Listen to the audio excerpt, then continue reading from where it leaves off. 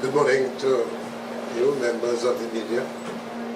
Thank you very much for accepting our invitation for us to make what we consider to be a very important and a bit of a comprehensive statement on the Petroleum Company of Trinidad and Tobago, but more specifically, the issue of the recent board appointment. I want to start this morning's discourse by putting on the table essentially what is a reminder to the national community of some basic facts, lest they forget in an environment where people forget very easily. It was the OWTU very early in 2001-2002 which objected to the construction of a cosmetic project we said then and still do maintain that was described as the GTL, World Gas to Liquid Plant. Very ambitious undertaking. Which ambitious undertaking had nothing to do with the benefit of the company, but had to do with a few people, a few politicians who stand to benefit from some corrupt arrangement as we saw it. We also want to remind all that we objected to that project because we knew from the very onset that that project would have been an abject failure. So said, so done.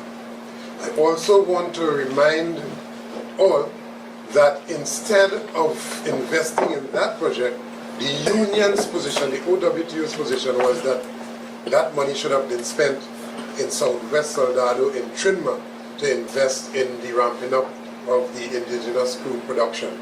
That which, if it had been done, the country would have benefited.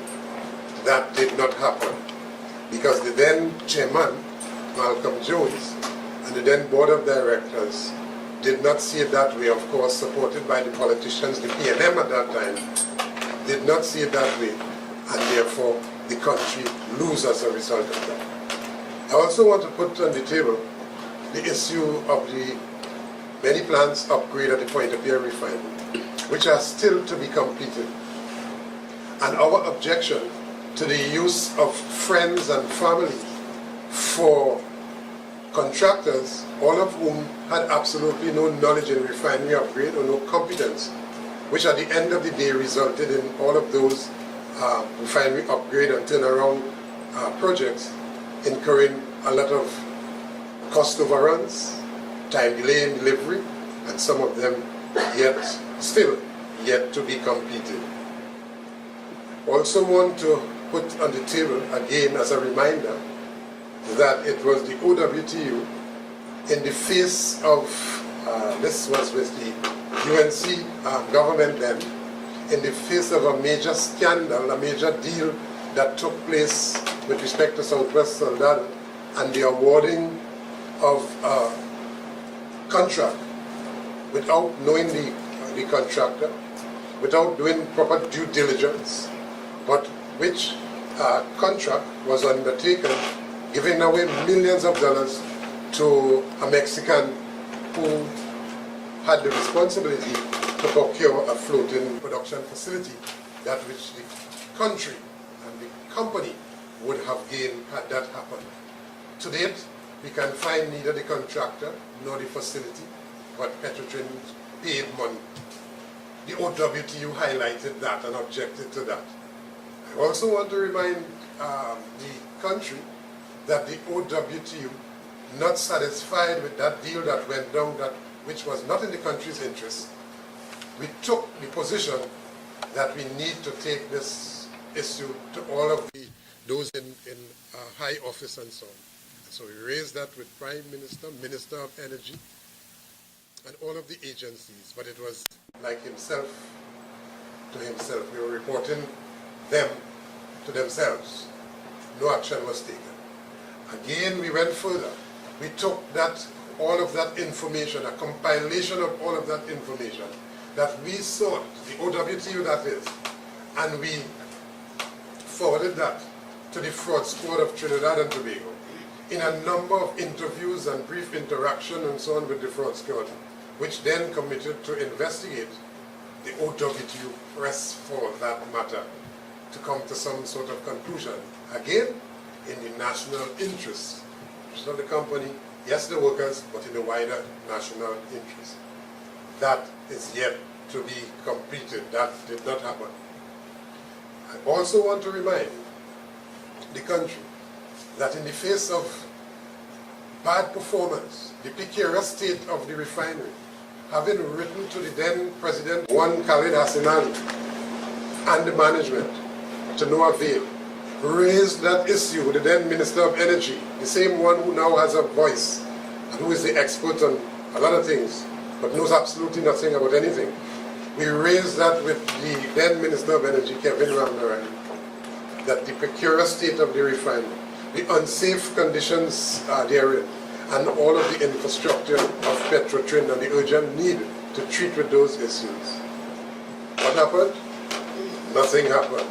Petrotrin continued to go in the wrong direction. As a matter of fact, when nothing happened with respect to the then Minister Kevin Ramnaran and the President and the management of the company in remedying what we were raising as an urgent issue, when nothing happened, we took to the public, and through you, the media, we would have reported at the Point of Pear roundabout, at the facilities in Trinma, at the facilities in exploration and production. We would have raised these issues. And when we raised the issues with respect to some 21 out of 23 plants, and I hope that we can recall that those out of a refinery that's supposed to be producing with a capacity to produce so that the country would benefit, but at that time, for a consistent period of time, some 21 out of 23 plants were off in the refinery. The refinery virtually shut down, not because of any workers' action, but because of the incompetence of the then management. You know what happened? They sued me as President General of the owtu for raising those issues which are public interest issues in the public domain.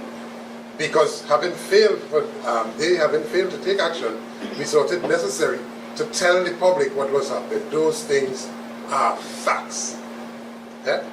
And then again, the issue of the fiasco with respect to the stealing of oil.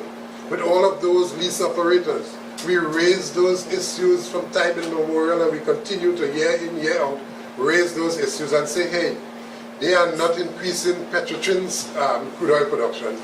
They are with some corrupt people in Petrotrin's management. They are over-fiscalizing. They are charging Petrotrin for oil that they do not deliver to Petrotrin.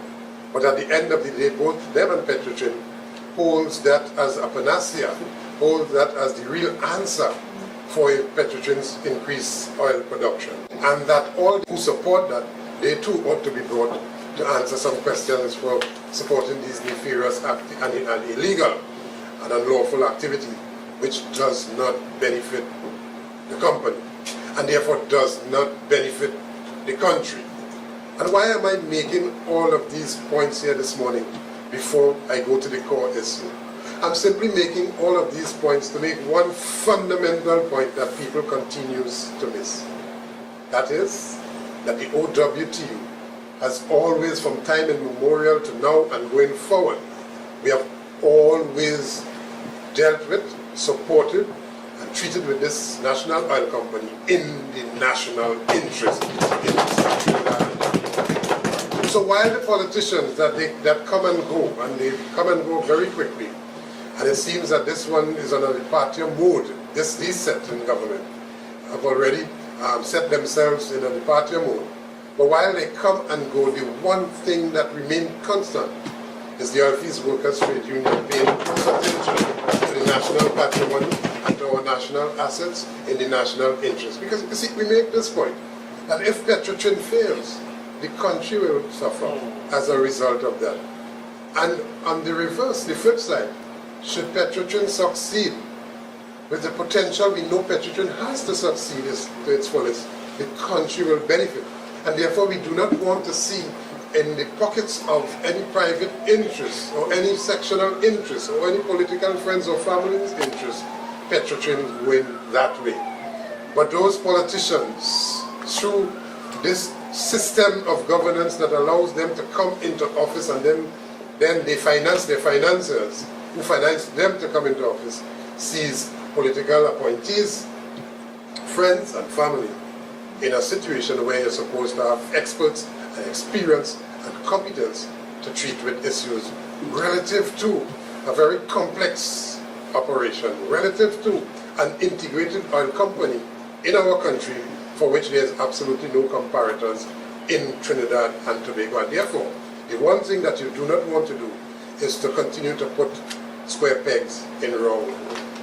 I also want to remind again that we were the ones who were talking about the square pegs in round hole and the people who are not with the necessary competence and expertise, experience and so on, to manage Petrotrin's assets in a most efficient way. That did not happen. And we raised that issue. When we raised those issues, we were cut down in the public domain by the supporters of one party or another, and certainly by the politicians and those in government at that time, and even at this time, for us raising these issues in the public interest. I also want to remind the country that it was the owtu who raised the issue. It wasn't too long ago, it was 2014, coming out of the oil spill in 2013, December 17. That it was the owtu who said that Petrotrin and the ministry, they are complicit in this situation, in this unfortunate oil spill. And that they are investigating themselves. And that there's a cover-up. And that even this cover-up, we took this issue to the PNM, who were in opposition at that time, the independent senators. We took it to the one minority opposition member of parliament, one Jack Warner, at that time, including putting it out in the public domain. But the public, who is always gullible of bacchanal and all of those issues, perhaps paid very little attention to the one consistent thread that it was the owtu consistently raising these issues over and over and over. And not to mention our position with respect to raising these issues against the multinationals when they were here on our shores. And so if it is one group of patriotic citizens in Trinidad and Tobago who knows about the complexity, who knows about the pros and cons of oil business, oil winning and refining, and who has had for over some 80 years experience in this business, it has to be the Oilfields Workers Trade Union. And we felt, and we still do believe, that on the basis of all of this knowledge and expertise and experience institutionally, that the country should continue to benefit from it. But when we raised these issues, nobody took us on. And we raised it at great expense to our popularity, great expense to our even safety at times, and great expense to being marginalized by those who do not find favor with the Oilfields Workers Trade Union raising these issues. So we wish to make the point here, the essential point here, that it was the owtu since Malcolm Jones was in office prior to 2010, when Malcolm Jones was at the executive chairman of the company, that said that Petrotrin ought not to be operated in a governance model the way in which it currently operates. That you have a profitable exploration division and you have a profitable trimmer operation, marine operation, and you have a proper functioning at that time refinery, that you ought to keep them separate. And that the way in which it operated, when the multinational operated these assets and got the best out of them, it was with that model of governance. And on the basis of the benefits that we saw that we got as a result of those particular model of governance, we felt that Petrotrin ought not to be integrated the way in which the government then, the Minister of Energy, and of course supported by the executive chairman at that time, pulled Petrotrin into one major unwielding entity. And it is that unwielding entity that provided for the lack of direction, lack of focus, lack of competence, lack of accountability, and of course Petrotrin suffered as a result of that. And it is on the basis of all of those experiences we were consistently hammering that Petrotrin ought to be operated with a different governance model. Independent business unit, fully autonomous and fully accountable to a particular level of authority in the company that would see all of those entities, all of those business units producing to their maximum. That did not find favor with the UNC government, certainly. It didn't find favor with the PNM government prior to that. And of course, when we raised that with this government, they took their merry time to come around to deal with this particular issue. We said to them when they were in opposition, we did not have the luxury of time. Petrotrin didn't have the luxury of time. The former Prime Minister was written to on this issue. Absolutely no response. And Petrotrin continued to go downhill. But I wish to make the essential point that we presented this model, all of these answers. We were not just complaining about the problems, we were providing solutions and answers to all of the successive government. And I want to also raise a particular point here. You have two very important ministries in Trinidad and Tobago. Among all the ministries are important, but I want to highlight the importance of two. One that makes the money and one that spends the money. And the one that spends the money cannot get any money to spend if the one that makes the money don't make any money. And that is the Ministry of Energy and Energy Affairs. Makes the money. We are an oil and gas economy, like it or not. That is what that's how we still operate. That's how we get our major revenue. And the Ministry of Finance that spends that precious revenue. And so for a considerable period of time in this country, check it, we were without a Minister of Energy. And you had one person responsible for making the money and spending it, himself to himself. And that person has absolutely no expertise, knowledge or competence in making the money with respect to the complexity of oil business. Now, why am I saying that in relation to Petrotrin? Because Petrotrin is a major contributor to our national budget. Petrotrin has always been a major contributor. And let me say too at this point that all of those persons who are trying to make Petrotrin seem like a ward of the state, that is absolute nonsense. We reject outright. Petrotrin has contributed over $60 billion to the Treasury, which Treasury depended on Petrotrin year after year to make that contribution for the people to benefit. And therefore, from the years 2011, 12, 13, 14, 15, or thereabout, Petrotrin would have contributed some $15 or $16 billion, notwithstanding, as recent as that, to the state. So Petrotrin makes its contribution, which is the point that we make, that if you restructure Petrotrin and you have Petrotrin run with competent, knowledgeable, experienced persons, Petrotrin can return to its original glory and contribute to the state. This is always been that it is now in our hands, because we fought for it, that is the owtu. We were the ones that said nationalize Petrotrin, because the foreign, the multinationals are operating these assets not in the interest of the country, but in the interest of themselves and their countries of origin. And therefore, it ought to be nationalized and it ought to be run by local Trinbagonians. That's our position. That still is our position. But it is the politicizing of the oil business that caused us to be where we are at this point in time. And so, it is not the UNC who went out of office. It is not the PNM with Dr. Rowley who seem to be acting with such urgency now to deal with Petrotrin. It is the union who has always been calling for the urgent restructuring of this government.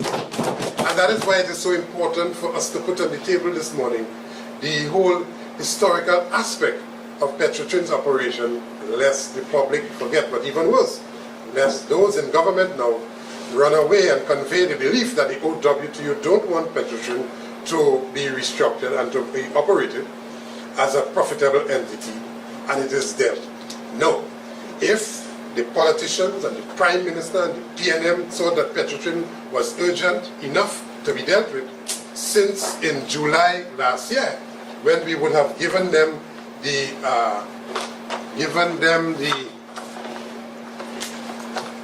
to the Ministry of Finance since June last year. Okay? Since then, we would have been given to them Petrotrin's organization structure to be restructured in ways that would benefit. Because we said you should not lose a moment to be able to treat with this issue so that Petrotrin can be properly structured, so that it can deliver. But there were other priorities and so on, and Petrotrin continued to go. They too allow Petrotrin to continue to go downhill. So don't come now and make the belief that this is you. It was not you, it was us. And as a matter of fact, it took a number of issues, including the threat of strike action, to put Petrotrin back on the front burner insofar as this restructuring is concerned. And that we wish to lay the foundation for what we want to say about Petrotrin here this morning. And so, Petrotrin is an integrated oil company. That is to say, Petrotrin is involved in the exploration and the winning of the oil, and also transmitting that oil to its refinery at Point of Pierre and converting that oil into products, which products will sell on the local market, the regional market, and on the international market, and which product fetches foreign exchange for the country, and which company has no local comparators. And therefore we said, and we continue to maintain, Petrotrin ought to be, from the very top, at the level of this board, of this state enterprise, you ought to have competent people at the level of the board.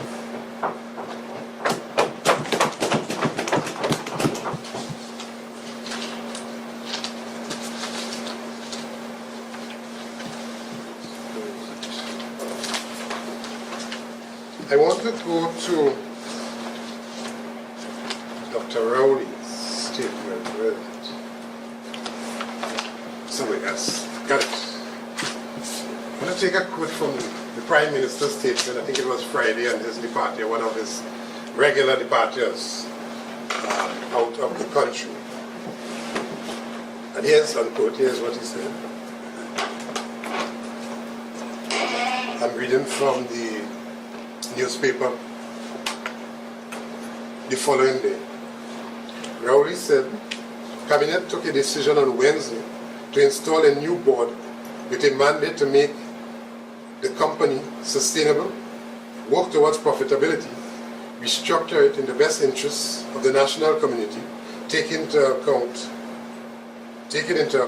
all the competing interests and challenges. Now it was important that I put that context before, because that would illustrate clearly to all that what he said is what we were doing all of the time, taking into account the sustainability of the company, the profitability of the company in the national interest. But the question arises here this morning. First of all, is that if it is Petrotrin ought to deliver on that particular mandate to make the company sustainable and work towards profitability and so on, as a complex entity as Petrotrin clearly is, you would want the best and the most experienced persons on the board. You will do the most thorough due diligence to ensure that those persons are vetted and that they can immediately bring, without any learning curve at all, or a very sharp one, bring to bear on Petrotrin's complex operation their expertise. And therefore we raised the question this morning that there's a great disconnect with Dr. Rowley's statement for yet another moment, because it seems that vetting former ministers and vetting former board appointments and so on is always an issue with this Prime Minister and his government. That we end up now with a man, Wilfred Espionette, who has absolutely no knowledge, competence and no experience, I say this without fear of contradiction, in the oil business, let alone a complex operation as Petrotrin. But he's the chairman of Petrotrin Board of Directors. Could you imagine that? What is the level of competence and or experience that Wilfred Espionette would have to bring to bear on Petrotrin's decision-making, policy implementing, or direction giving to allow for that company to benefit? We'll be like a fish out of water, being directed and sent in all the different directions, but the correct one, by a management who has corrupt intentions, some of them. Yeah? And he will just have to go with the flow, and Petrotrin will continue to go downhill. And don't tell me that he has some sort of expertise in business. That by itself does not cut it. The former chairman under the UNC has a lot of experience in business, and that was Lindsay Gillett. Remember that? A lot of experience in business. But the business of Petrotrin suffered as a result of his being placed at the leadership, the chairmanship of the board of Petrotrin. So it is the same thing that the PNM is doing, repeating the same mistakes of the UNC and of the past, and so on. So where would Petrotrin go? I also want to raise the issue. So you have a hodgepodge board, you have a chip board placed together in a situation where you yourself say it is important. But you see, we continue to operate the same model, a model that gives friends and family favors and so on. The opportunities, which opportunities are denied to persons with levels of competence to take us out of the peril that we are now in. And we also come back and raise the question, is it the same Espionette, Wilfred Espionette, who is the best friend or close friend to one Stuart Young? Is it the same person? And all of those things carry with it, ladies and gentlemen, a type of complexity that does not do the company any good. So we operated without a chairman, we operated without a minister of energy for quite a while, and we are now with a board that we have absolutely no confidence in, which board has a responsibility to take the company forward. Now, how will that happen? And we are not now, we never did, and we never will be against any government that operates in the best interests of Petrotrin. That is not our mandate, that is not our focus, that is not our philosophy. We will support any government that has the intention of patriotism, that has the intention to make state enterprises viable. But you know, we come back and raise a question about the same Wilfred Espionette as we talk about viable in the interest of Trinidad and Tobago. Because we ask the question, is it the same Wilfred Espionette that is the current chairman of TCL, Trinidad Cement Limited, which current chairman would have sold his shares to the Mexican cement giant, Cemex? So immediately he saw as a way out privatization, putting into private hands. The question is Wilfred Espionette there to sell out Petrotrin to private interests? Because therein lies within him a love for privatization, to put into private hands public interests. And so we asked the question. And then there's one Nigel Edwards, who is also the chairman of Ready Mix, who also would have given support to taking Trinidad Cement Limited, placing it solely now in the controlling hands of CMEX. And we are yet to hear how that will work out in the end. But the point that we are making here, if they were carefully selected, they were carefully selected not on the basis of competence, not on the basis of the country's interests, and it is squarely at odds with what the statement that was made by the Prime Minister. It is completely at odds with the statement made by the Prime Minister when you look at that team. And then he also said, we raise questions also with the placing on that board the permanent secretary. How could you have a regulator in this complex oil business, this complex integrated oil company, state enterprise, which at this point in time you don't want to miss a beat, and that you want every moment counts, you want all of the decisions taken at the level of the board being supervised by independent, hands-off regulators in the interest of the state, that which in a major part is the responsibility of the permanent secretary. How could you have the permanent secretary being permanent secretary and complicit inside of a board which will take decisions, and then he has to be regulating as the permanent secretary? He's compromised his position.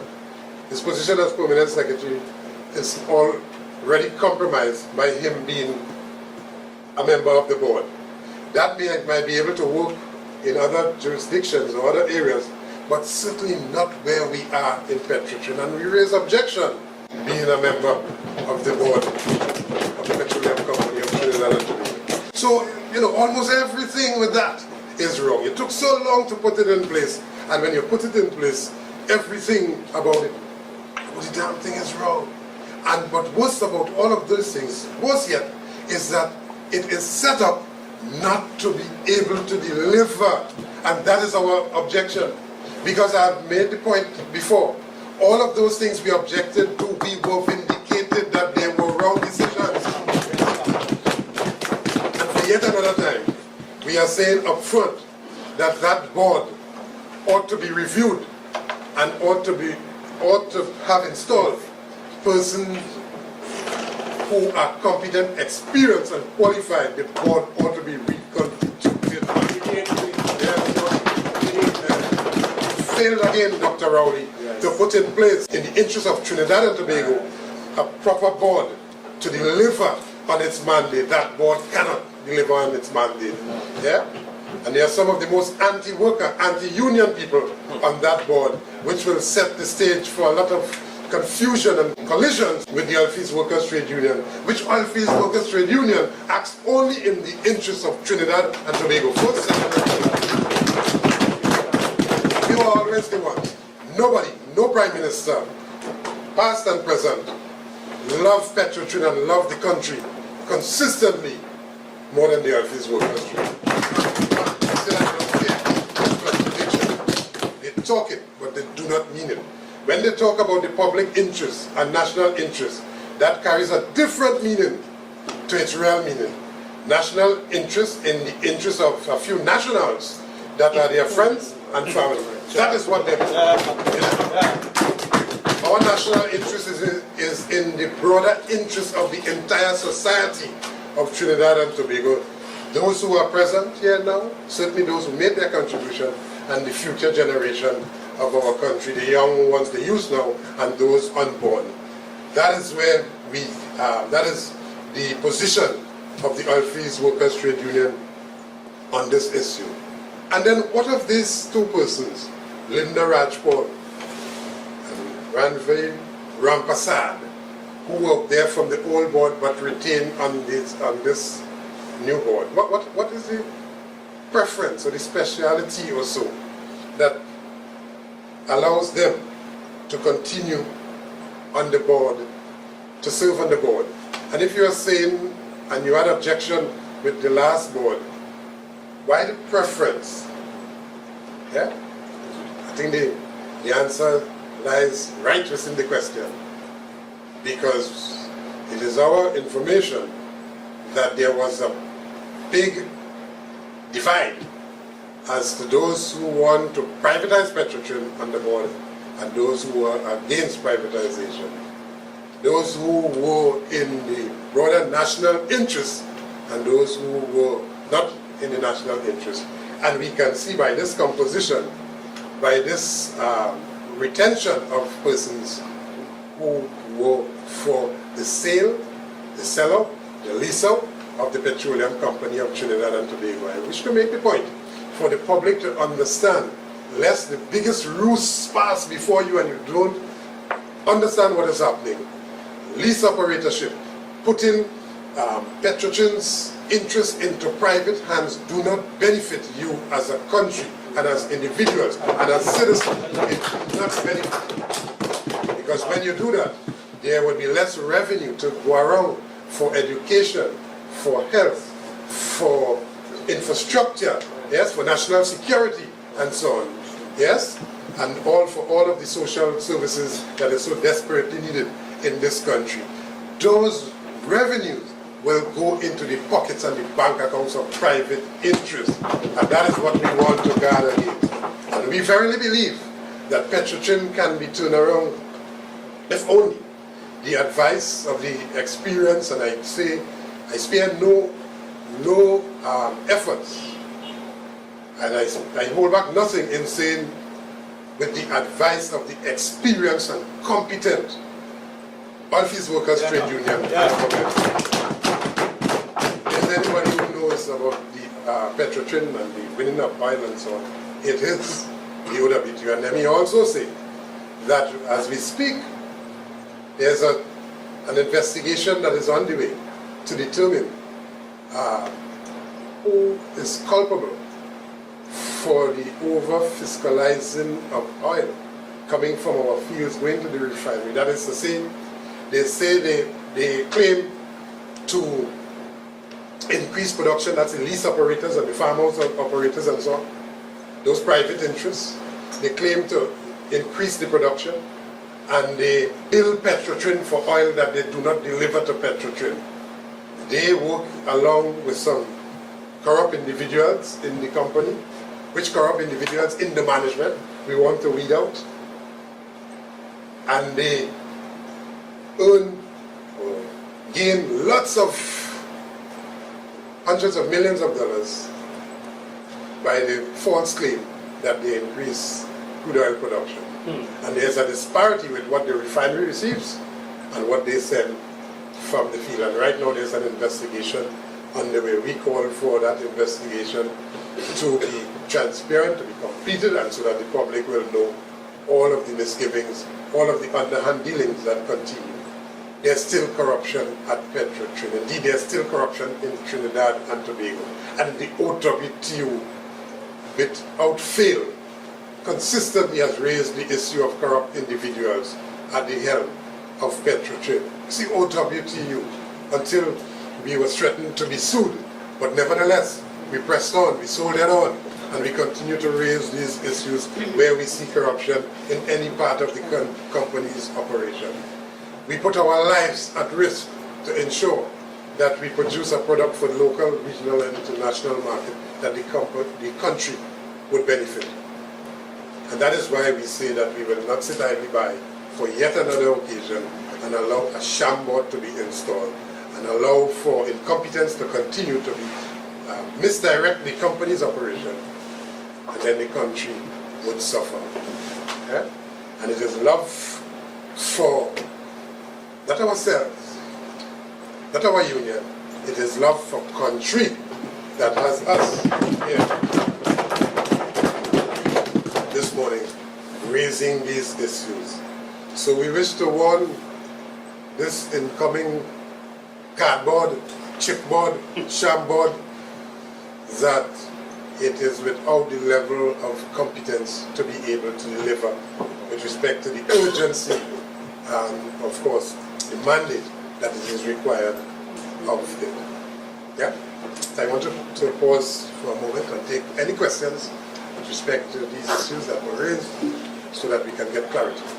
The Prime Minister has given this so-called cardboard, chipboard, and a mandate that this company, Petrotrin, is operating with a surplus of employees, meaning 5,000 workers, whereas it should be boiled down to 3,000 workers.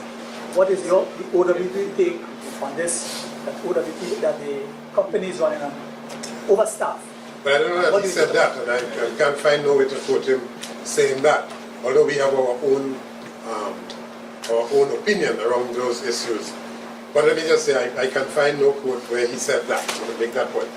But on that issue, we feel that Petrotrin is restructuring. There are a lot of people in the top management of Petrotrin occupying positions that some of them positions not necessary, and some of those persons they cannot help Petrotrin, and some of them just have to go. They cannot, if they cannot find themselves in the operational and technical areas of the company's operation to do real work, to deliver real oil to the refinery, to convert that real oil into products to sell, to make money, but then those persons have to take up employment elsewhere. We make no apology for saying that. Let me also say that while the former government and the one before that, so this PNM and UNC, while they would have created positions at the top and filled with haste those positions, managers, assistant managers, and vice presidents, and top positions, top dollar, paying top dollar, at the lower level where it matters, your operators at the refinery, your craftsmen in the refinery, your welders, your machinists, and so on, your operators offshore, your technical staff in the fields, your production personnel, and so on. All of those areas are understaffed. Understaffed as we speak. So there are a significant number of vacancies in the company right now in critical areas of the company's operation, which ought to be filled if this mandate ought to be successful. And a board, or any board that comes in and does not see that as a matter of urgency, is just another board that is without a proper eye for a proper restructuring of Petrotrin's operation. So the fact that 5,000 employees of Petrotrin to come down to 3,000, this is what they wanted to come down to. Do you see any significance in that? And the fact that they're talking about 800 operators who operate within the establishment needs to be cut. I'm not sure where Okay, we heard that there were 5,000 employees of Petrotrin and it should be 3,000. Could you clarify this if it's so, if it's yeah, if that is so? No, that's not so. What is the real thing? Yeah, that's not so, and that's what I'm trying to explain. At the level of the management, there are position management. You know, management is not the person who go offshore and work on the platforms. Management is not the operators in the refinery. Management, when I say management, that is not the skilled personnel, the craftsmen, the welders, the machinists, and so on, the pump attendant and the pump mechanic and so on. No. You have to have pump mechanics and so on to operate the pumps to transmit that oil to the tank farm. You have to have operators to separate through the use of chemicals, separate in a complex process, separate the oil from the water and so on, and pump that to the refinery. All of those are workers that I'm talking about, which workers in those specific areas are understaffed. The numbers ought to be filled out to get those activities going properly. So one of the major contributors to Petrotrin's fall in production is the fact that Petrotrin do not have enough workers in those specific areas to do the task, to get more oil, to send that more oil to the refinery, to do the work in the refinery, to ensure that the refinery runs properly, to process that oil and to make that oil into products. So that's a given.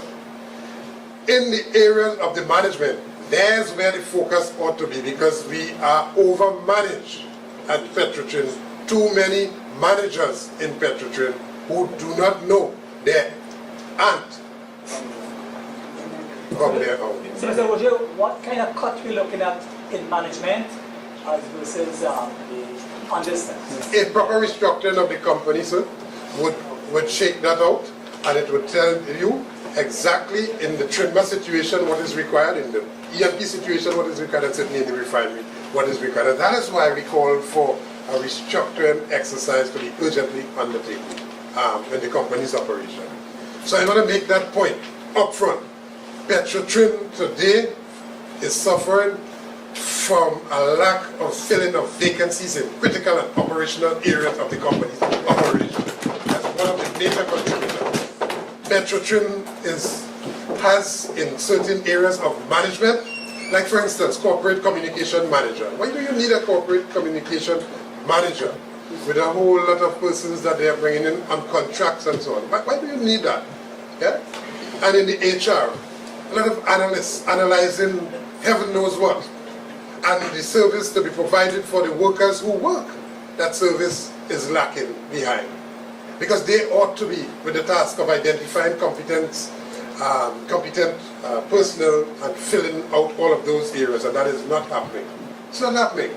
And so we are making the fundamental point that, like for instance, the apprenticeship program that the multinational Texaco would have had, that Shell would have had, that Tesoro would have had, that would have had proper succession planning on an ongoing basis. The very day you start to work, the plan for the day when you retire to replace you. So that over a period of time there would have been succession planning in those operations run by those persons to make sure that you do not lose the level of skill sets in the critical areas. And that is what Petrotrin is suffering for now. So you had a management in place who did not have the foresight to look at all of these things, and so we have a lot of vacancies. You have a lot of vacancies to be filled out in those technical areas and so on.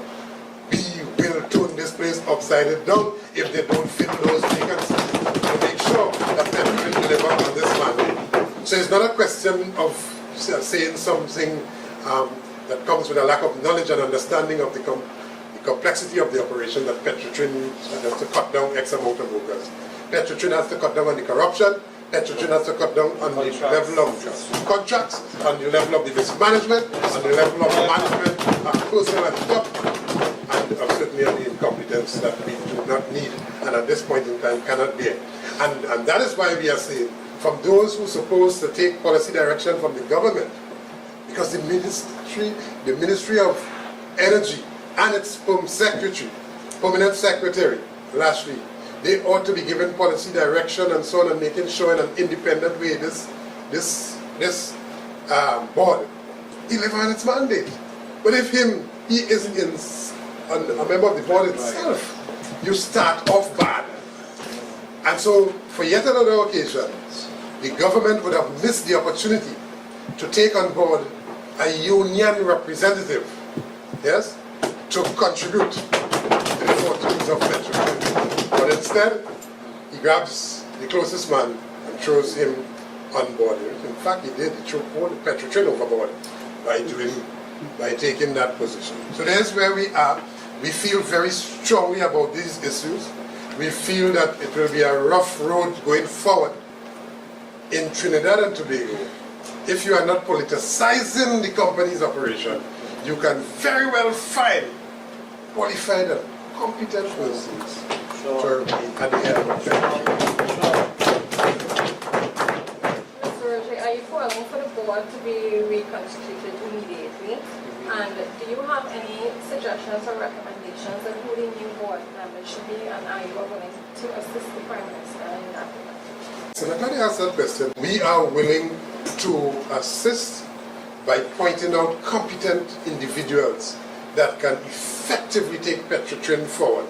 What we see, though, is harboring and hoarding of that particular responsibility close to the chest of the Prime Minister and ending up with disaster in terms of those appointments and so on. It's very disastrous. And so we know without a guess that there are persons in Trinidad and Tobago with the country's interests at heart, with Petrotrin's interests at heart, and of course that will do a much better job from the get-go than those who were appointed. I am certain that the good intention of the Prime Minister, all of these nice things that he said, that it would not suffice, we would not benefit based on who we see being installed as members of the board. And of course I again raise the point that with a union nominee, not the President General, don't to get lost with that. I am not a member of any board. I've never been a member of any board of directors in Trinidad and Tobago or anywhere else. I've never been. And that's not my ambition. I don't want to ever be a member of any board. But I think that we have, and it's not because we don't have the competence, but we want a certain level of independence away from that. But I think that we have within us the level of competent, no end of competent people coming from owtu that can represent the country's interests on the board of Petrotrin. But they don't want that. They don't want that. The 1% who are pulling the strings of the Prime Minister, yes, the puppeteers, and they are determining who sit on the board, regardless of the competence of those persons. It is the 1% who are determined that SPNet be on the board and that Nigel Edwards be on the board, while some people might find it convenient this time around to remain silent. You have no such comfort with the oilfields workers training. The Prime Minister choose to ignore the call for the board to be reconstituted. What is the next move? Well, I'm not sure that given his stated pronouncement about the mandate for the board, and in the face of knowledge that this board cannot deliver that with a proper vetting of the background of these persons, I'm not too sure that he would continue with that mismatch. I think you need to get an opportunity to review this board. Is there time for it? But he needs to do this. Are you giving him a time frame to have the board report? But he needs to do this as yesterday. And, well, he's in here. And if we see, for instance, this board goes into operation and so on, well, we will know what to do at that point in time. But let me also say that no board of directors cannot operate successfully if the board, that is, did not have the cooperation, the full cooperation of the workers and the majority. Just will not work. Cannot. Because they are without the knowledge of the day-to-day operations, the real-time operations, and that is what we will bring in addition to our historical knowledge. That is what we will bring to the proper functioning of Petrotrin. Petrotrin today, we agree, is in problems.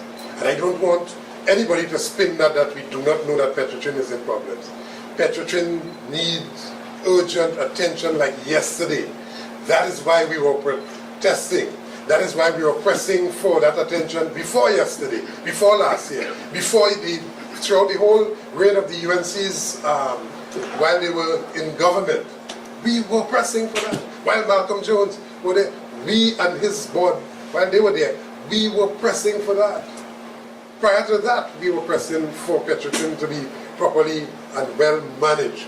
And that is why we make the point that we are for the national interest, and when we see things happen in an awkward way that would not provide for that, we have to raise our voices. I was sued for raising the issue of Petrotrin bad performance. Those are the things that people forget conveniently, but those are the facts. And the reason why we work with all of these documents here today, these are stocks and piles of letters written to every agency in Trinidad and Tobago, the EMA, the OSHA Authority, the Ministry of Energy, the Prime Minister, independent senators, and so on. The Bureau of Standards, every single agency in the country, we wrote to all of them in the interest of Petrotrin consistently over years, prolonged years, extended period of time, to illustrate in a fundamental way our interests in a proper functioning of Petrotrin. These were not letters asking for more money, or promotion, These were not letters, and we can have a proper review of all of those things. Letters asking for more for the employees, These were letters written to all of these agencies in the country, which ought to be independent and operated in the interest of the country. We wrote to all of them consistently, repeatedly, requesting that they intervene in the interest of the petroleum company of Trinidad and Tobago, that which the entire country would benefit. And those are the facts. So nobody, no Johnny come lately, opposition leader now turned prime minister could express any type of love for Petrotrin and the country more than the owtu. What about aging infrastructure that Yes. we've been hearing so much about? Yes. And would you agree to any privatization? There are different ways and mode of financing the changing out of these assets. And those are the models that we want to examine. We have our answers, we have our suggestions and so on, which has nothing to do with privatization. But we have suggestions as to how we can get finance to deal with these issues of aging infrastructure. So yes, the first thing this Cravagers energy chamber will jump up and say is that we are not paying attention to the facts. Well, we are paying attention to your preparedness to grab these assets in the interest not of the country, but in the interest of yourself. Paying attention to that. We are aware of the facts, and by virtue of what I have said, and that is nowhere near to the extent of the issue, but it's just a snapshot of the work that the owtu would have been doing over years gone in the country's interest. So don't tell me energy chamber. Don't try to drive no point here that we are not in the interest. You are a driver of privatization. You are a driver of your own interest. And again, let me end and put some clarity there. With the issue of privatization, there are many different models of obtaining finance, notwithstanding what they are saying. They are making out a case, they head in that direction. But through our experience, there are many different models of financing, all of which ought to be examined. And the best possible option in the interest of the country, that is the one that will be accepted by the owtu. But you don't just take a straight line towards that through your indication by the persons that you put that now comprise the board of Petrotrin. How could it be in such a, a board that is unaware and incompetent can cause the loss of lives by the very policies they put in place or policies that they not support. They can cause the loss of lives, and that's where we take very, very serious issues. So, again, let me just say that we have serious misgivings, serious issues with this board, the way in which it has been announced and the way in which it has been appointed and the persons to the board. We verily believe that they cannot deliver on their mandate given the caliber of persons that now comprise the board of this very, very crucial state enterprise. And let me again make the point, a point that the Prime Minister may have missed, and that everybody, if you're not careful, they might miss, is that no board and or management and or ministry, and you could stretch that to even government, cannot have a successful state enterprise, in this case Petrotrin, if you do not have the cooperation and support of all of the workers and of course the very competent, experienced and qualified of these workers.